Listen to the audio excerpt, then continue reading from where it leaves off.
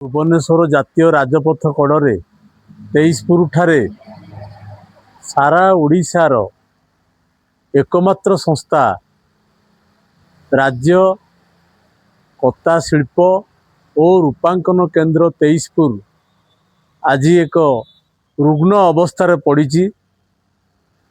विगत दिन में सारा ओडिशारू पिला माने एठी ट्रेनिंग नौथिले एवं प्रोडक्शन सेंटर मध्य थिला।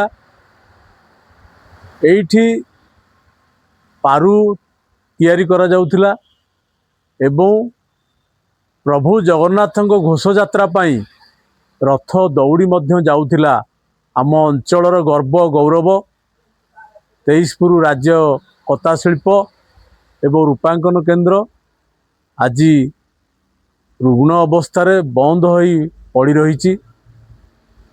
केवल 3 जन स्टाफ अच्छी आउ कहीं एठी नाहंती, जहा फल आमे माने संदेह करुचु, आमे अंचलवासी संदेह करुचु जे ये संस्थाटी बोधे बंद हो जिबार आशंका रही। सेथिपाई गत काली जिलापालक जनशुणाणी रे अभियोग करिथिली। अतिरिक्त जिलापाल थिले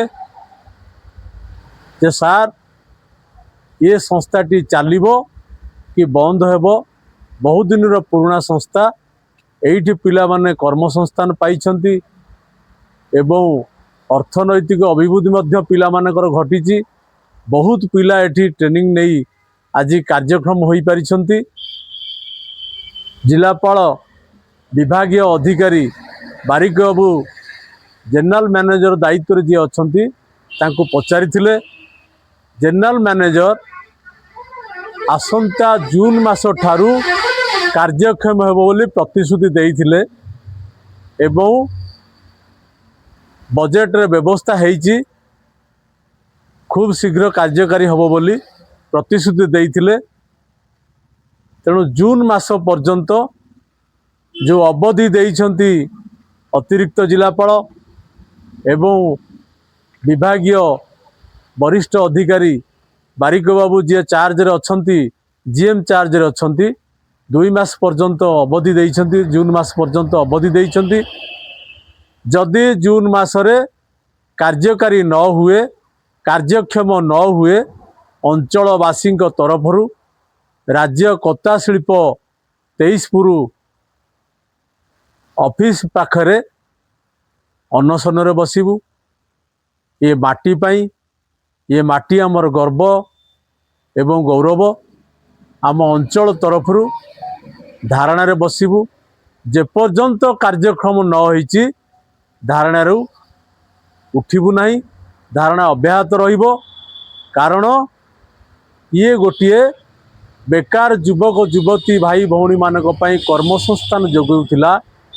ये गोटे तैयारी मनीष तैयारी कारखाना थिला, जहाँ आज आपण माने देखिले जानी परिबे। आपण जनसाधारण मानकु मु जानिबा पई अनुरोध करुची, जदि केबे 23पुर आसिकिरी देखंती किछि पुराना स्मृति रहिची। एइठी खेलना तैयारी होउतिला, कि भली कि सुंदर सुंदर कार्यक्रम कतार तैयारी होउतिला। केवल देखिले जानी परिबे ए ऑफिस गृह रे थुआ हेइची से पुराना स्मृति रु पापच तैयारी होउतला, मैट तैयारी होउतला, खेलना तैयारी होउतला। सबुठु बड़ कथा होउची आम सारा विश्वर प्रभु महाप्रभु जगन्नाथ रथ दौड़ी मध्य एठू जाउतिला। आज बंद हो जाइची। 3 जन स्टाफ व्यतीत एठी आउ केही नाहांती, केही आसु नाहांती, केही पचारु नाहांती। आमे अंचलवासी बड़ दुखरे अछु एवं संदेह अछु बोधे बंद हो जीवो कि ये संस्था, किंतु आमे अंचलवासी ये संस्था को बंद करिया को दबु नाही एवं किभली कार्यक्रम हबो सेथिपाई शेष जीवनर शेष रक्तबिंदु थिबा पर्यंत संग्राम करिबु।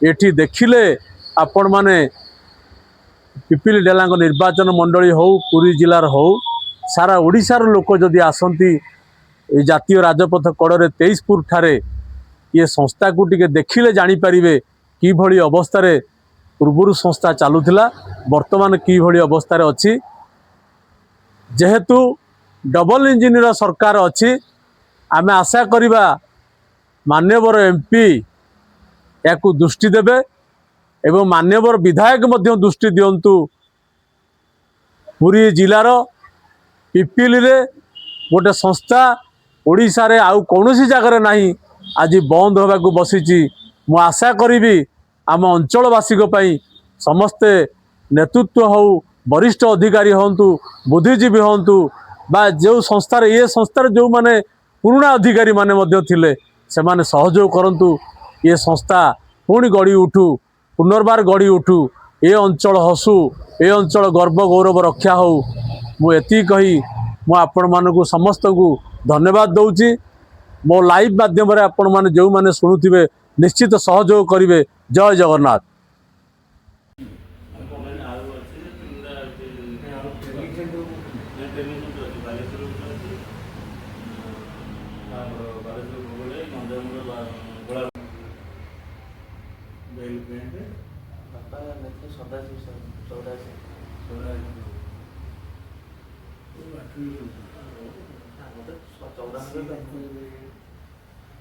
केते ट्रेनिंग होतो को मसेरे को मसेरे ट्रेनिंग होतो